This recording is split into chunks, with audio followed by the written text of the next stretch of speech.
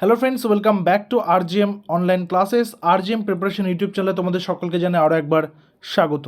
তো আমাদের যে স্পেশালি ডাব্লিউবিপি পরীক্ষার কথা মাথায় রেখে, সেটা ডাব্লিউবিপি কেপি হতে পারে, WBP constable, sub inspector, lady constable, প্রত্যেকটাই আবগারি দপ্তর সহকারে সেই ডাব্লিউবিপি পরীক্ষার কথা মাথায় রেখে আমাদের একটি স্পেশাল সেশন চলছে, যেখানে আমরা পশ্চিমবঙ্গ পুলিশের বিভিন্ন বছরে আসা পরীক্ষার প্রশ্নপত্রগুলোর যে কোয়েশ্চেন্সগুলো রয়েছে সেখান থেকে নিয়েই আমরা কিন্তু এই ক্লাসগুলো করাচ্ছি, যেখানে আমরা 2012 থেকে শুরু করে গত বছর হওয়া পর্যন্ত যতগুলো পরীক্ষা হয়েছে প্রত্যেকটা পরীক্ষারই প্রশ্নপত্র নিয়ে আমরা কিন্তু ডিসকাস করছি।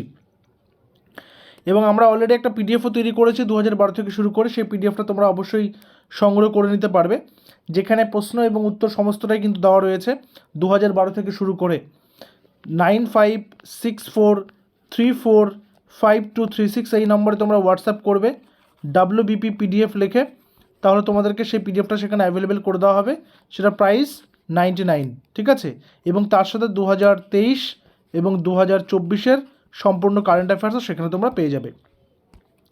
তো আজকে স্যারের প্রথম প্রশ্ন রয়েছে, বিখ্যাত অ্যাথলিট স্বপ্না বর্মন পশ্চিমবঙ্গের কোন জেলার বাসিন্দা? বিখ্যাত অ্যাথলিট স্বপ্না বর্মন পশ্চিমবঙ্গের কোন জেলার বাসিন্দা? কোচবিহার, মালদা, জলপাইগুড়ি, পুরুলিয়া। বিখ্যাত অ্যাথলিট স্বপ্না বর্মন পশ্চিমবঙ্গের কোন জেলার বাসিন্দা? কোচবিহার, মালদা, জলপাইগুড়ি নাকি পুরুলিয়া? কারেক্ট অ্যান্সার কী হবে? কারেক্ট অ্যান্সার হবে অপশন নাম্বার সি, জলপাইগুড়ি। বিখ্যাত অ্যাথলিট যেহেতু বলা হচ্ছে, তাই তিনি কেন বিখ্যাত? কারণ তিনি 2018 সালে এশিয়ান গেমসে কি পেয়েছিলেন? গোল্ড মেডেল পেয়েছিলেন, স্বর্ণপদক, ঠিক আছে। কোন ইভেন্টে? হেফথ্যালন। আমি এখানে নামটা লিখছি পাশে।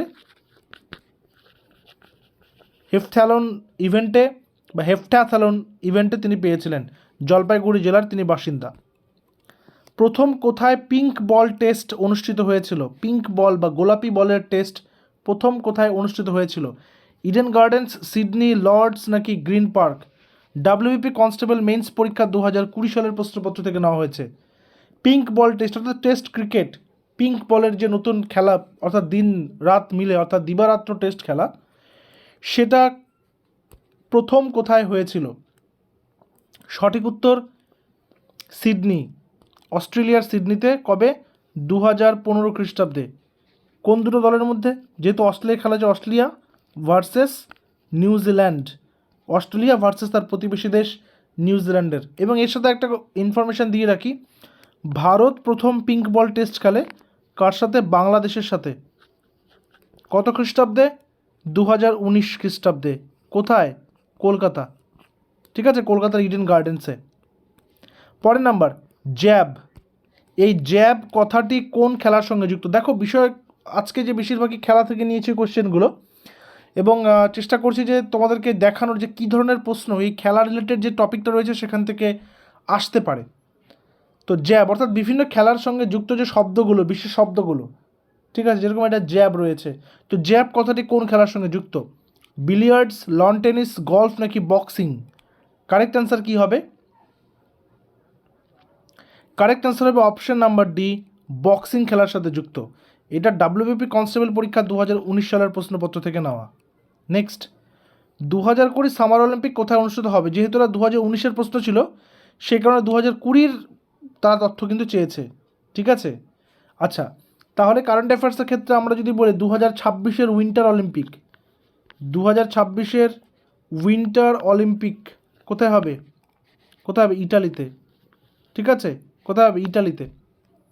আর এটা কোথায় হয়েছিল? যদিও লেস ইম্পর্টেন্ট, এটা হচ্ছিল টোকিওতে। কারণ এটা 2018 সালেরটা জিজ্ঞাসা করা হচ্ছে, 20 সালেরটা জিজ্ঞাসা করা হচ্ছে। অর্থাৎ অলিম্পিক কোথায় কোথায় হবে, কোন কোন জায়গায় হবে, কোন শহরে হবে, সেগুলো ইনফরমেশান ভালো করে নিয়ে রাখতে হবে, কিন্তু ওখান থেকে প্রশ্ন পেতেও পারো। নেক্সট আসবো, ভারতীয় মহিলাদের মধ্যে কে সর্বপ্রথম অলিম্পিক পদক জিতেছিলেন? খুব ইম্পর্টেন্ট কোয়েশ্চেন। ভারতীয় মহিলাদের মধ্যে সর্বপ্রথম অলিম্পিক পদক কে পেয়েছিলেন? উষা সচদেব, পিটি উষা, কর্ণাম মালেশ্বরী, আশ্বিনী নাচাপ্পা। কে জিতেছেন? সময়টা ছিল 2000 সাল, সময়টা ছিল 2000 সাল। তো তিনি সিডনি অলিম্পিকে ব্রোঞ্জ পেয়েছিলেন কে? কর্নাম মালেশ্বরী। কিসে? ওয়েট লিফটিং, ঠিক আছে, ভারোত্তোলন। আমি ভারো লিখে রাখলাম, ঠিক আছে, ওয়েট লিফটিংয়ে কে? Option number C, Karnam Malleswari. Next, Smriti Mandhana. Smriti Mandhana কোন খেলার সাথে যুক্ত? বক্সিং, হকি, টেবিল টেনিস নাকি ক্রিকেট? স্মৃতি মান্ধানা কোন খেলার সাথে যুক্ত? বক্সিং, হকি, টেবিল টেনিস নাকি ক্রিকেট? স্মৃতি মান্ধানা।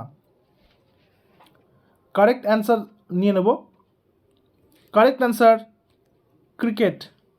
তিনি ভারতীয় ক্রিকেট দলের, তিনি মহিলা ক্রিকেট দলের একজন ওপেনিং ব্যাটার এবং বর্তমানে ভারতবর্ষের মহিলা ক্রিকেট দলের অধিনায়ক হলেন হরমনপ্রীত কৌর। হরমনপ্রীত কৌর, ঠিক আছে। নেক্সট, নেহেরু ট্রফি কোন খেলার সাথে যুক্ত? নেহেরু কাপ। নেহেরু কাপ বা নেহেরু ট্রফি কোন খেলার সাথে যুক্ত? ব্যাডমিন্টন, হকি, টেনিস নাকি ফুটবল? ডাব্লিউবিপি কনস্টেবল পরীক্ষা 2019-এর প্রশ্নপত্র এটা। নেহেরু ট্রফি বা নেহেরু কাপ কোন খেলার সাথে যুক্ত? কারেক্ট আনসার কি হবে? কারেক্ট আনসার হবে football, option number D, football খেলার সাথে যুক্ত নেহেরু কাপ বা নেহেরু ট্রফি। নেক্সট আসবো সাইখোম মীরাবাই চানু। সাইখোম মীরাবাই চানু কোন খেলার সাথে যুক্ত?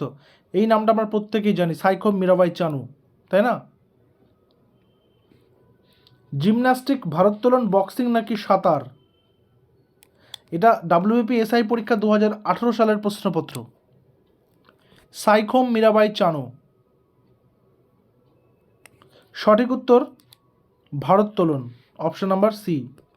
তিনি টোকিও অলিম্পিকে রৌপ্য পদক লাভ করেছিলেন বা রূপা জয়লাভ করেছিলেন বা রূপা জিতেছিলেন, সিলভার মেডেল।